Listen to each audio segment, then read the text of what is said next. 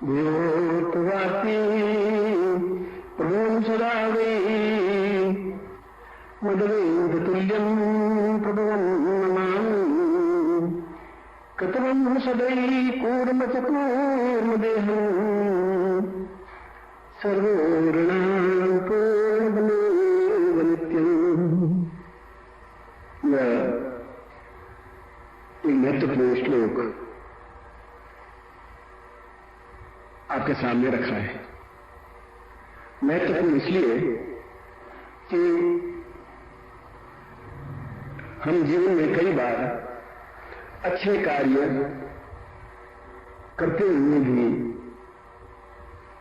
अनुकूलता प्राप्त नहीं कर पाते, सुख प्राप्त नहीं कर पाते, मनोवांछित कार्य सफलता और सफलता प्राप्त नहीं कर पाते, जो लोगों की इच्छा है वो पूरी नहीं कर पाते। हम क्यों नहीं कर पाते? इसके लिए केवल एक फैक्टर काम नहीं करेगा। तुम्हें जिंदा रहने के लिए केवल एक फैक्टर काम नहीं कर सकता है। तुम्हें जिंदा रहने के लिए कई फैक्टर काम करेंगे, कई तथ्य काम करेंगे। एक काम तुम्हें रोटी खानी पड़ेगी, दूसरा काम तुम्हें पानी भी पीना पड़ेगा, तीसरा काम तुम्हें सांस भी लेना पड़ेगा, चौथा काम तुम्हें कपड़े भी पहनने पड़ेंगे, पांचवा काम समाज में तुम्हें गतिशील भी होना पड़ेगा, छठा काम भोजन ऐसा करना पड़ेगा जो शरीर को ताकत दे। ये 6 फैक्टर या 7 फैक्टर या 8 फैक्टर मिलकर के एक शरीर को संचालित करते हैं। और तुमने मान लिया है कि केवल एक साधना करने से सब कुछ मिल जाएगा। ये मूलभूत अंतर है। अगर मैं समझूं कि केवल एक साधना करूं और मैं पूर्ण सफलता पा लूं तो नहीं पा सकता। इसलिए संसार में, बात की मैं बात कर रहा हूं, संसार में 99% लोग दुखी हैं, परेशान है। 1% में सुखी कह रहा हूं, शायद सुखी नहीं हूं, उसमें शायद लगा रहा हूं। क्योंकि कोई शरीर के रोग से दुखी है, कोई परिवार से दुखी है, कोई घर से दुखी है, कोई बहुत अधिक पैसा होने की वजह से दुखी है, कोई बहुत कम पैसा होने की वजह से दुखी है, कोई बहुत मोटा होने की वजह से दुखी है, कोई बहुत दुबला पतला होने की वजह से दुखी है। दुखी तो सभी व्यक्ति हैं, चाहे वह गृहस्थ हो, चाहे साधु हो, चाहे सन्यासी हो, चाहे योगी हो। दुखी वो भी नहीं, वो भी शाम को लोग पढ़ करके देखते हैं कि चेला आया नहीं, अभी आटा मांग के लाया नहीं, शाम को रोटी कैसे बनेगी, क्या बात हुई, आया क्यों नहीं? तो दुख तो उसको भी हुआ कि क्यों नहीं चेला रोज शादी आ जाता है भिक्षा मांग करके, आज आया ही नहीं शादी, तो भाग गया क्या, हुआ क्या? अब सन्यासी को जो लंगोट लगाए हुए है सबको छोड़ दिया है, वैराग्य धारण कर लिया है, फिर भी वो दुखी है कि मेरा चेला जो रोज 5 किलो मांग के ले आता है भाग नहीं जाएगा, तो दूसरा चेला 2 किलो ज्यादा नहीं मांग के ला सकता। तो वैराग्य में भी या साधु बनने में भी सुख तो नहीं हुआ। इसलिए मैं कभी किसी गृहस्थ को सन्यासी बनने की सलाह देता भी नहीं। आज भी उनमें वो जीवन एक अलग था, जो सन्यास बनना जीवन का सौभाग्य माना जाता था। आज भी जीवन अलग है। और ये दुख अगर संसार भर में अमेरिका जैसे व्यक्ति या अमेरिका जैसे देश में धन के अलावा कोई चीज की कमी नहीं है, धन ही धन है। मैं न्यूयॉर्क में एक डॉक्टर के यहां ठहरा था, ये बात 7-8 साल पहले की बात है, और हिंदुस्तानी डॉक्टर था। और जब मैं वाशिंगटन से आ रहा था तो टेलीफोन पे कहा कि मैं न्यूयॉर्क में एक नाइट रुकूंगा और दूसरे दिन मैं फ्लाइट रात की ले लूंगा। तो उसने बोल दिया आप 2-3 दिन रुकिए, क्योंकि मेरा केवल लेटर से कॉरेस्पॉन्डेंस थी, कभी जीवन मैंने उसको देखा नहीं था, उसने मुझे देखा नहीं था। पत्र कई बार हुए थे, फोटो उसकी कई बार आई थी, मेरी फोटो भी उसकी किताबों में बड़ी लगी होगी। उसने कहा मैं गुरुजी आपको पहचानूंगा कैसे कैनेडिया हवाई अड्डे पर? उनका पूरे कैनेडिया हवाई अड्डा जो 40 मील लंबा चौड़ा है, कि मैं अकेला लड़की रहूंगा जो धोती पहने हुआ हूंगा, बस पहचान लेना। धोती पहना हुआ आके पूछना आप गुरुजी का सिम्बल लिखिए, बस खत्म। मैं बोलूंगा हाँ। बाकी सब पैंट पहने हुए हैं, निकल पहने हुए हैं, पाजाम पहने हुए हैं, मगर धोती पहने हुए मैं अकेले ही होऊंगा, धोती और ऊपर कुर्ता, बस ये देख रहे हैं। और जो ही मैं कहने जब डॉक्टर उतरा, माता जी साथ में थी, सीधा मेरे पास ही आया कि आप गुरु जी डॉक्टर सुनना नहीं। मैंने कहा कि मैं कैसे पहचान लिया? मैं रास्ता तुम्हें बता दिया था, ऐसे पहचान लिया। उससे घर ठहरा और तुम आश्चर्य करोगे कि उसके घर में पैसों की कमी नहीं। अच्छा, डेली उसकी प्रैक्टिस $1,00,000 की, $1,00,000 कह रहा हूं, 34 रुपए का $1 है, 34 लाख रुपए के $1। आप विश्वास नहीं करेंगे, सुल्तान कोई नहीं। पति अलग सोता है कमरे में, पत्नी अलग सोती है, 10 साल से बोल नहीं रहे। उन्होंने विचार नहीं किया, कोई नौकरी करती, कोई नौकरी करती। सुबह उठा, स्नान किया, पूजा पाठ की। अब उनके घर में वो तो पूजा पाठ करते नहीं थे। फिर हमने रूई कहा चलाए, दिया तो लगाए, तो हम कहा रूई तो मुझे कॉटन, तुम्हारी कॉटन तो नहीं, तुम हिंदुस्तान में आदमी हो और भारतवर्ष के हो। तो उसने बाकी कुछ रोई तो हम तो कभी दिया लगाते नहीं। तो तकिए में से रूई निकाला, तकिया फाड़ करके उसमें से रूई निकाल के उसकी बत्ती बनाई। घी तो नहीं, बटर है, चलो बटर को पिघला देंगे। बटर को पिघलाया, घी बनाया, जोत बनाई, जोत बना करके जलाई, 8 घी निर्मा कर। तब तक एक बंधन आई और आप विश्वास करोगे कि उसकी गाड़ी, कैडलॉग गाड़ी 20 लाख रुपए की, 20 लाख रुपए की गाड़ी में आई, झाड़ू बदल में दबाए हुए और गाड़ी से नीचे उतरी, ऊपर आई, ऊपर आके झाड़ू निकाल किचन के थोड़ा सफाई की। मशीन से सारी झाड़ू निकलता है, वहां पर झाड़ू निकालना पड़ता है, मशीन फेरी और झाड़ू सब कचरा इकट्ठे हो जाता है और वो शुरू कर लेता है। इसी प्रकार से मशीन से बर्तन साफ हो गए, मशीन से प्लेटें साफ हो गई। मुश्किल से आधा घंटा लगा, उसके बाद वो अपना जो कपड़ा था वो थैले में डाला और वापस 20 लाख की गाड़ी में बैठ के चले गए। मुझे मालूम नहीं कि भंगी में, उन्होंने पूछा ये कौन रिलेटिव है? उसने कहा भंगी में सफाई करने वाली है, सफाई करती है। जो सफाई करने वाली नौकरा नहीं, जिसको हम 25 रुपए, 50 रुपए, 100 रुपए देते हैं, वो कैडलॉग गाड़ी में आती है। आप सोचेंगे उनके पास कितना पैसा है, उसके बाद भी वो दुखी क्यों है? इस बात करने का विश्लेषण नहीं किया। तो धन आदमी को सुख नहीं दे सकता, शरीर भी सुख नहीं दे सकता। इसलिए नहीं दे सकता कि हम साधना करते हैं, जो आपने जो साधना करते हैं वो करते हैं, फिर भी सफलता नहीं मिल पाती है, सुख नहीं मिल पाता है, और हम आपको दोष दें या अपने कर्मों को दोष दें। न मेरा दोष है, न आपके कर्मों का दोष है। दोष है हमारे ऊपर जो ऋण है, उसके बारे में हम समझाया नहीं गया, समझे नहीं। 3 तरह के ऋण है मेरे पास। यज्ञ भवित है जो पहना हुआ मेरा ये, और इसके 3 धागे, 1 2 3, और 3 धागे बाएं कंधे पर हैं और हृदय के ऊपर से होते हुए जाते हैं। ये 3 धागे क्यों नहीं, 25 धागे क्यों नहीं? मजबूत रहेगा, टूटेगा नहीं। ये कह रहे हैं कि तुम्हारे ऊपर 3 ऋण हैं और जितनी बार हृदय धड़केगा उतनी बार तुम्हें याद दिलाएगा कि तुम्हारे ऊपर 3 ऋण है, 3 ऋणों को तुम्हें उतारना ही है। इसलिए तुम्हें बार बार याद दिलाने के लिए इसको यज्ञ भवित कहा गया है। यह तुम्हें हृदय के ऊपर से निकलेगा, हृदय धड़केगा, ये धड़केगा और तुम्हें याद आती रहेगी।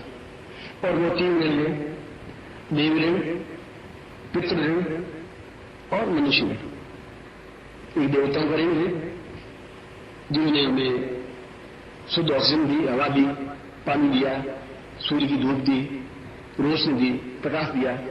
अगर 2 घंटे के लिए सूर्य बंद हो जाए चमकना या दिखना बंद हो जाए, सारी वनस्पतियां मुरझा जाएंगी, टूट जाएंगी, पेड़ गिर जाएंगे, अंधकार हो जाएगा, आगे सांस ऑक्सीजन बन ही नहीं सकती, आदमी मर जाएंगे। केवल 2 घंटे के लिए सूर्य अदृश्य हो जाए तो एक भी आदमी जिंदा नहीं रह सकता, क्योंकि ऑक्सीजन सूर्य की धूल से पेड़ों पर गिरती है, पेड़ ऑक्सीजन पैदा करते हैं और हम लेते हैं।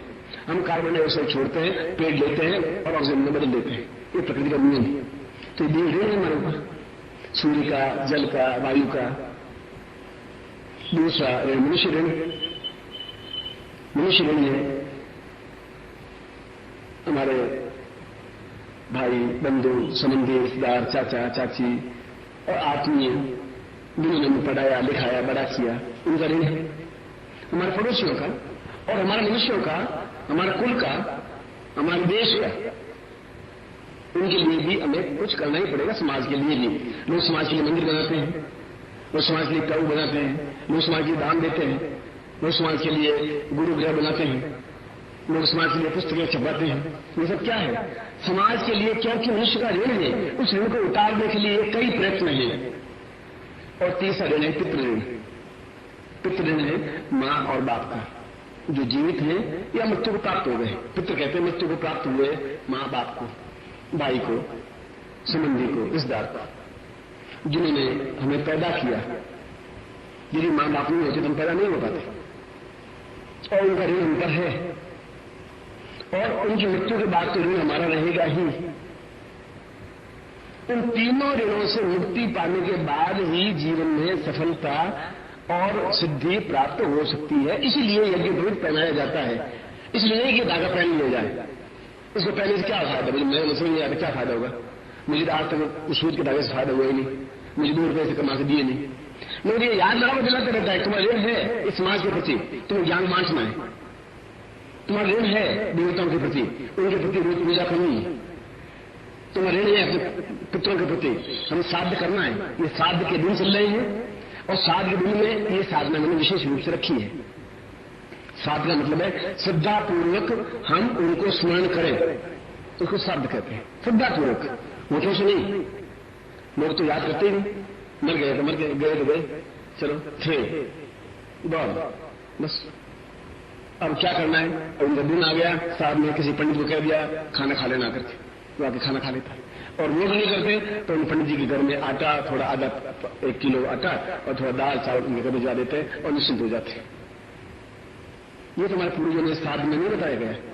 वह भी श्रद्धा के साथ में उनको स्मरण करना और उनके निमित्त ब्राह्मणों को या गौ को या जो बताया है शास्त्रों में उनके प्रति वह समर्पित करना श्राद्ध कहलाता है। और अगर श्राद्ध नहीं कर सके तो इन ऋणों से मुक्ति पाने के लिए फिर ये प्रयोग है। तो तीनों ऋणों से एक साथ मुक्ति पाने के लिए ये प्रयोग है। तीनों ऋणों को अलग अलग कब तक चुकाते रहेंगे? पूरे जीवन भर? फिर तो साधना कर ही नहीं सकते, क्योंकि देवताओं के तो जिंदगी भर हम सांस होते रहेंगे, वायु का ऋण चलता ही रहेगा। एक ऐसा क्षण तो आएगा नहीं, ऑक्सीजन लेंगे नहीं, ऐसा तो क्षण आएगा नहीं सूर्य उगेगा नहीं, ऐसा क्षण तो आएगा ही नहीं। सूर्य तो आधी रात में चमकता ही है। इस समय अमेरिका में सुबह के 6 बजे हुए, इसमें 7 बजे, यहाँ पर 8:30 बजे, वहां बिल्कुल 8 बजे 20 मिनट हुए। इसमें सूर्य वहां चमक रहा है। इसमें तो सूर्य तो कभी अस्त होता ही नहीं। हम मानते हैं कि अस्त भारतवर्ष में हुआ है। हमारे और कलकत्ता में 2 घंटे का डिफरेंस है। वहां 5 बजे सूर्यास्त हो जाता है कलकत्ता में, हमारे 7 बजे अस्त होता है। तो भारतवर्ष की बात कर रहा हूं मैं। अक्षांश देशांतर के हिसाब से इतना डिफरेंस आ जाता है। तो इन देवताओं की ऋण, पितृ ऋण और मनुष्य ऋण, समाज ऋण, इसको चूकता करने के लिए इस प्रकार की साधना हमारे जीवन की अत्यावश्यक साधना है। क्योंकि इसके द्वारा इस ऋण से मुक्ति जिंदगी भर के लिए पा लेते हैं। फिर हम करें नहीं करें, कम करें ज्यादा करें, हमारे ऊपर दोष व्याप्त नहीं हो सकता। इसलिए इस साधना को हमारे पूर्वजों ने इस साधना को हमारे सामने रखा कि हम इस साधना को संपर्क कर सकें। और ये साधना किसी किताब में नहीं मिल सकती। किताब में ये तो लिखा हुआ मिल जाएगा कि 3 प्रकार के ऋण हैं। वो 3 प्रकार के ऋण कब तक चुकाते रहेंगे? भाई 1000 रुपये देने सूख जाता हो, चलो 1000 रुपये दिए तो चला दिया, चलो 2 ऋण चुका। पितरों को 2000 रुपये बांट लिए, चलो चुका। अब वो तो चाहिए, वो तो कभी जिंदगी भर ऋण चुक ही नहीं सकता। और फिर हम खुद ही मतलब पूर्वज बन जाएंगे एक दिन, फिर वो चुकते करते रहेंगे, नहीं तो चलते ही रहेगा। फिर इसका अंत, उसका समापन कब होगा? इस समापन के लिए फिर वेद में स्पष्ट रूप से बताया गया है कि इस प्रकार की साधना करने से इन तीनों ऋणों से मुक्ति पा सकते हैं। और पाने के बाद में हम प्रत्येक साधना में, प्रत्येक कार्य में सफलता पा सकते हैं। सफलता पाना, सुख पाना, आनंद पाना हमारा कर्तव्य, हमारा धर्म है। और हम उस कर्तव्य धर्म को पालन करेंगे। इसलिए ये साधना इस श्राद्ध के दिनों में, श्राद्ध अपने आप में कोई खराब दिन नहीं है। लोग कहते हैं सारे दिनों में पूजा नहीं करनी चाहिए, पाठ नहीं करना चाहिए, देवताओं की अर्चना नहीं करनी चाहिए। मैं कहता हूं सारे दिनों में श्रद्धापूर्वक सब कुछ करना ही चाहिए। इसलिए नहीं याद दिलाते हैं कि भाई ऐसा करेंगे तो फिर आदमी बिजी हो जाएगा तो अपने पितरों को भूल जाएगा। इसलिए ऐसा कहा गया है कि दिन खराब कैसे है? वैसे वैसे सूर्य उगरा, वैसे चंद्रमा उगरा, वैसे तारा उगरे, वैसे हवा चले, वैसा उजल मिल रहा है। तो खराब दिन हुए कहां से? ये कोई दुर्गुण आने लगी है, कोई गलत काम होने लगा, आधा सूर्य उगने लगा है। तो श्राद्ध के दिनों में हम क्यों नहीं कोई काम करें? यह केवल भ्रम है। शास्त्र में ऐसा कहीं विधान नहीं है। आपको बता दूं कि कहीं किसी शास्त्र में एकादशी को भूखा रहने का लिखा ही नहीं है। मुझे एक ही शास्त्र बता दीजिए, ऋग्वेद से लगा करके आज तक के शास्त्र में, आज तक के ग्रंथ में मुझे बता दीजिए कि एकादशी को भूखा रहना चाहिए। लिखा ही नहीं। पर इसलिए रखा कि 15 दिन एक दिन बिल्कुल भूखे रहेंगे तो डाइजेस्ट रहेगा और आदमी अपने आप में स्वस्थ रहेगा, 24 घंटे खाता ही रहेगा और पचेगा नहीं और पेट फूलता रहेगा। एक दिन अपने आप में उसको धर्म से जोड़ दिया गया है। इसलिए 7 के दिन अपने आप में कोई खराब नहीं होते। हम जिस दिन हमारे पिता की या माँ की या दादा की या मृत्यु हुई उनके दिन हम उनको श्रद्धापूर्वक स्मरण करते हुए उन ब्राह्मणों को भोजन कराएं जो इस निमित्त भोजन करते हैं। अब ये तर्क तो अलग है कि क्या ये भोजन उनको मिलता है, क्या नहीं मिलता है। मैं प्रश्न करूंगा, तर्क मैं करूंगा, क्या तुम हवा को देख सकते हो?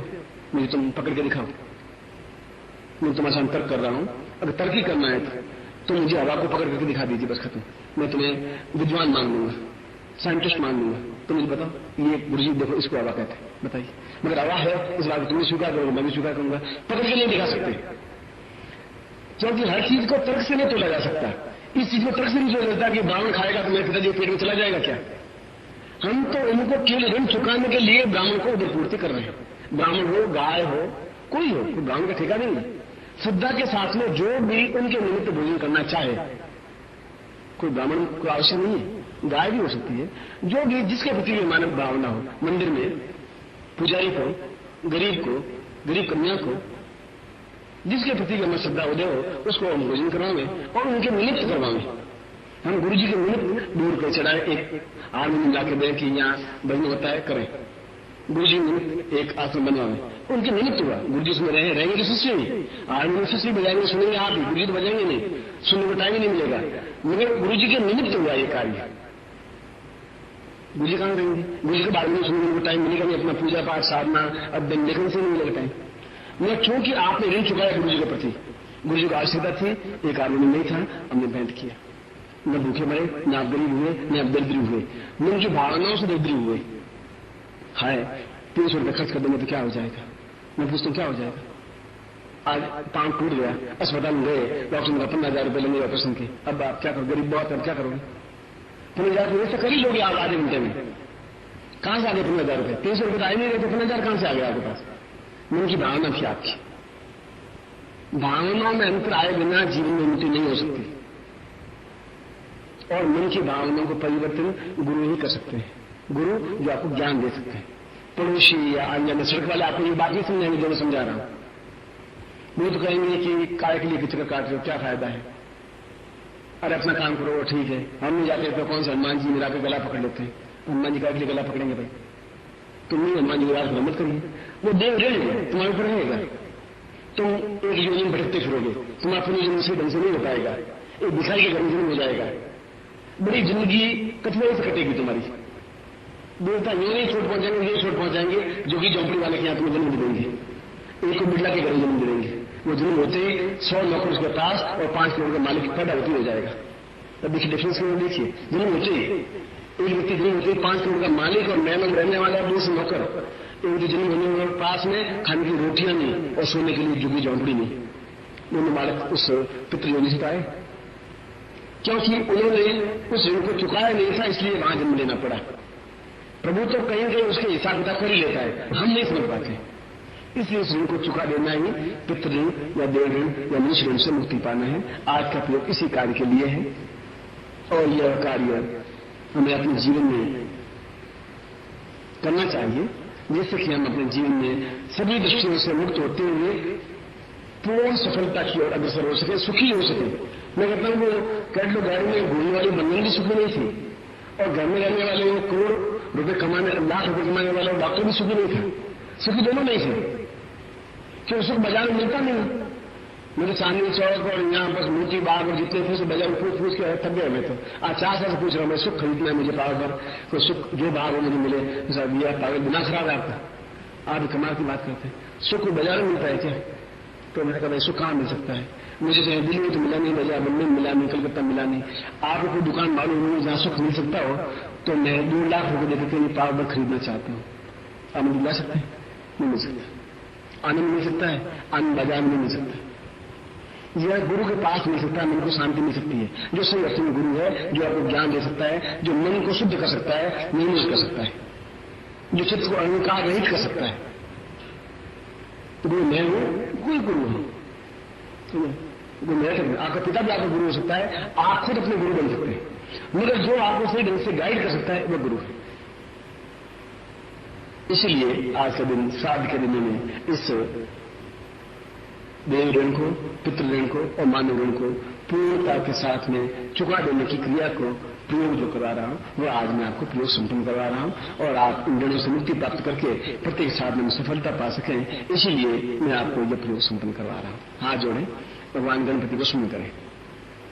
विघ्नेश्वराय वरदाय सुरप्रियाय लंबोदराय सकलाय विद्युताय नागान्नाय सर्वभूषिताय गौरीसुताय गणनाथ नमो नमस्ते भक्तादिनाशनपराय गणेश्वराय सर्वेश्वराय सदाय सुरेश्वराय विद्याधराय विकाय वामनाय भक्तप्रसन्न वरदाय नमो नमस्ते नमस्ते वरूपाय स्वरूपाय नमस्ते विजरूपाय कविरूपाय विश्वरूपस्वरूपाय नमस्ते ब्रह्मचारिणे भक्तप्रियाय देवाय शुद्धम विनायक लंबोदरम शब्दम शुद्धम लोदक प्रिय निर्विलम कुर्मेदेव सर्वकार्येषु सिद्ध तत्रादोष साबन्धं चोरी जानने आइए मानस्तोत्र मानात्मानु अशोकमान वाहवाम तत्रादो स्वस्ति तिलकम कत्वाह। पहले अपने ललाट में तिलक कर दीजिए। मैं समुदाय ससमूर्ते ससपादा स्वरूपावे ससनाम निपुषा ससते सहस्रकोटि उदाहरणी मां संकल्पम कुर्यात्। ओम विष्णु विष्णु बात प्रसन्न प्रसन्न जन्मति पे शर्मा सा कई बुद्धावतारी संशय समन्वय को सुमता 2013 आश्विन मास में मास से अपना दक्षिण प्रांता लक्ष्मण सरकार समस्त पितृ देव मनुष्य समस्त ऋण चुक्ता मृत्यु पूर्वकम सा पूर्ण पुरुष प्राप्त निमित्तम समस्त ऋण मृत्यु पूर्वकाय ओतुष्मानम सकृति कल्याणतम दीर्घ ओतुष्मानम सपूर्णत्व प्राप्त निमित्तम सद्यम संपदे। छोड़ दीजिए, पुनः आप बोलिए यदि जो चाहिए अमुक गोत्रोत्पन्न हम अपना गोत्र बोलिए, अमुक पिता अपने पिता का नाम बोलिए, अमुक शर्मा हम अपना नाम बोलिए। ताम पूर्णतः पितृ देव मानव समाज मृत्यु पूर्व सात व्यम संपर्क पुनः जल छोड़ दीजिए। अब तीनों को एक साथ हाथ में लीजिए, बाएं हाथ में लीजिए लेफ्ट हैंड में।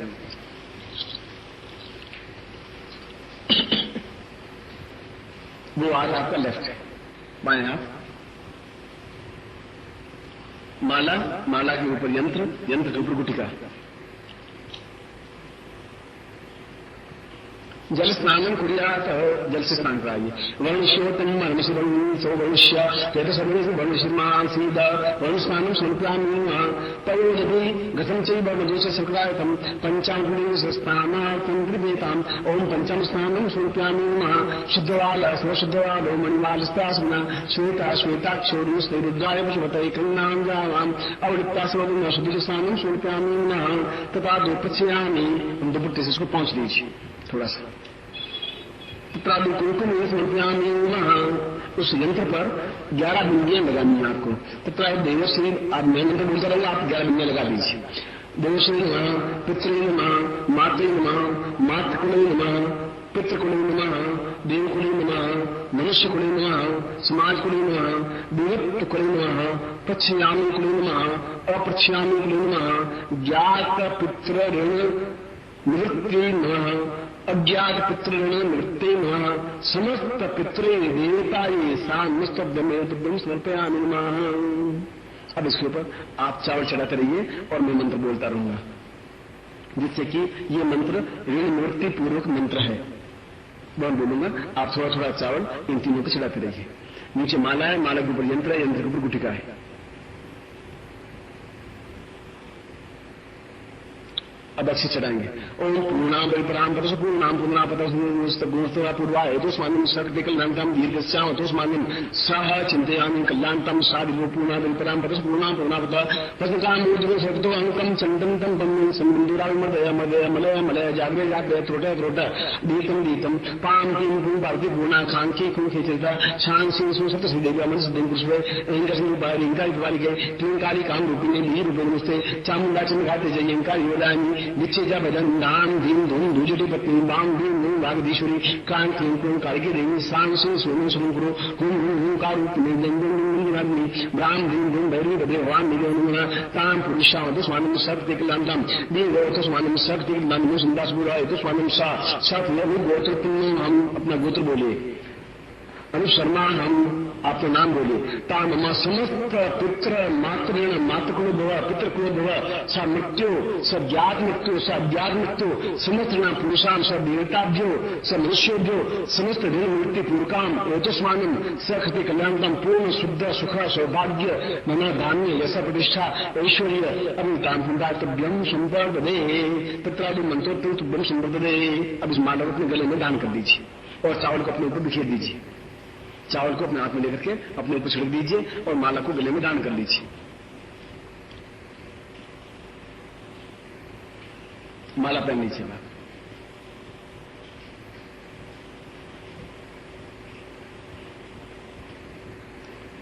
अब मैं मंत्र बोल रहा हूं, आप मेरे साथ मंत्र बोलेंगे। ये मंत्र आपको दिया हुआ है। बोलिए ओम ह्रीं श्रीं पितृ ऋण शमन नमः। ओम ह्रीं श्रीं पितृ ऋण शमन नमः। ओम ह्रीं श्रीं पितृ ऋण शमन नमः। इस मंत्र को इस यंत्र के ऊपर गुटिका रख करके अपने घर में रखेंगे और इसी माला से मंत्र जाप करेंगे। दूसरी माला से मंत्र जाप नहीं करेंगे। इस माला से केवल एक माला मंत्र जाप करना है। उसके पहले हाथ में जल लेकर के संकल्प करेंगे कि यदि आपके पिता जीवित हैं तो उनका नाम लेने की जरूरत नहीं है। जो मृत पूर्वज, बस इतना ही बोलना है, मेरे जो मरे हुए जितने भी पूर्वज हैं, चाहे मातृकुल हो, माँ के वंश के हों, चाहे पितृकुल हो, पिता के वंश के हों, जो ज्ञात हो, जो अज्ञात हो, तो ऐसे पितृ तुम्हारे हुए होंगे जिनकी गंगा मृत्यु हो गई, पता ही नहीं पड़ा होगा, शेर खा गया होगा आज से 10 दिन पहले। तो जो भी जितने पितृ हो वे समस्त देवता भी हो, समस्त समाज भी हो, समाज या नहीं बोल दीजिए, समाज देवता और मेरे माता के कुल के जितने पूर्वज मत पूर्वज, जितने पिता के कुल के मत पूर्वज, उन सब के सुमन के लिए, उन ऋणों को चुकाने के लिए ये मंत्र प्रयोग कर रहा हूं। इतना हिंदी में आपको बोलना है और मुझे हाथ में देकर के छोड़ देना है। इसमें एक दो शब्द आगे पीछे हो तो कोई बात नहीं। मूल अर्थ ये है कि मेरे मां के जितने भी पूर्वज थे मृत, मेरे पिता के जितने भी पूर्वज थे मृत, वे देवता और समाज, इन सब के ऋण को चुकता करने के लिए ये मंत्र पढ़ रहा हूं। बस ये मंत्र आप शाम को एक माला, इसी माला से मंत्र जाप करेंगे इस यंत्र की गुटिका के सामने। और जब 12 तारीख को ये श्राद्ध समाप्त हो जाएंगे तो 12 तारीख की रात्रि को इस यंत्र को, इस गुटिका को आप नदी में प्रवाहित कर देंगे या जल में प्रवाहित कर देंगे या एक तरफ जहां 4 रस्ते मिलते हैं वहां जाकर रख देंगे या घर के एक कोने में रख देंगे या 13 तारीख को कर देंगे। 13 तारीख को नवरात्रि शुरू हो जाएगी आपको, तो 13 तारीख को भी रख सकते हैं, 12 तारीख की रात्रि को भी रख सकते हैं। मंत्र जप करने के बाद में आप इसको किसी स्थान पर मंदिर में जाकर रख सकते हैं। ये माला भी, ये यंत्र भी, ये गुटिका भी, तब आपका एक कार्य समाप्त हो जाएगा। चाहे आपके 4 दिन बचे हो, चाहे 3 दिन बचे हो, चाहे 2 दिन बचे हो, चाहे 1 दिन बचा हो। दिन छुटेगा तो ये नहीं छुट जाएगा, नहीं छुटेगा तो 2000 साल में भी नहीं छुटेगा। इसलिए 4 दिन या 16 दिन अपने आप में कोई वैल्यू नहीं रखते। इसलिए आप नित्य एक माला बहुत है, जो तो मैं आपको कह सकता हूं 5 माला रोज करो, पर एक माला बहुत है। बस ये संकल्प आपको जरूर पहले ले लेना है और इसी मंत्र को आपको उच्चारण करना है। और जो नाम किसी का नहीं लेना है कि किसी लाल जी, फिर उनके पिता मतलब लाल जी, इतना आप 2 पीढ़ी 3 पीढ़ी बाद आपको नाम याद होंगे। जितने भी मेरे पूर्वज हैं उन सबको पूर्ण मुक्ति मुझे वो ऋण उतर जाए, जो समाज का ऋण है वो उतर जाए, जो देवताओं का ऋण है वो उतर जाए। इसके लिए ये मंत्र जाप में कर रहा हूं इस यंत्र को। और 12 तारीख की रात्रि को आप किसी मंदिर में स्थापन कर रख दें इसको और या नदी में प्रवाहित कर दे। 13 तारीख को प्रवाहित कर देना, 14 तारीख को प्रवाहित कर देना, कोई जरूरी नहीं 12 तारीख को प्रवाहित करो, नवरात्रि में किसी दिन प्रवाहित कर सकते हैं। अब आप दोनों नीचे रख दीजिए इसको तो, और दोनों हाथ खोलिए, मैं आपको आशीर्वाद देता हूं। मंत्रार्था सफला संतो पूर्णाम संतु मूर्धा सतनाम न्यासोस्तो मित्राणाम स्तवा ऋग्वेद सामवेदना वाक्यस्थान तमनन्ति शत्रवान अष्टांगस्तोत्तम विनन्ति इदरा चत्वारोर्ते लक्ष्मी आयु बुद्धि शुभ्रम शीरोचष्मा स्मारोग्यम रत्नमन्यते धान्यम पशुपुत्रलाभम सत्संवत्सरम दीर्घमायुं शीर्षदे लक्ष्मी स्मृत्यां बहुरात्रे पाशनक्त्राणि भूयात्मा इष्टं निखाणाम निखाना श्लोकम निखाना। मैं आपको आशीर्वाद देता हूं कि आप समस्त ऋणों से मुक्त होते हुए अपने जीवन के सारे कार्य, इच्छित कार्य, जो आपकी इच्छाएं हैं, वे सभी पूर्ति हो, ऐसा ही मैं आपको आशीर्वाद देता हूं।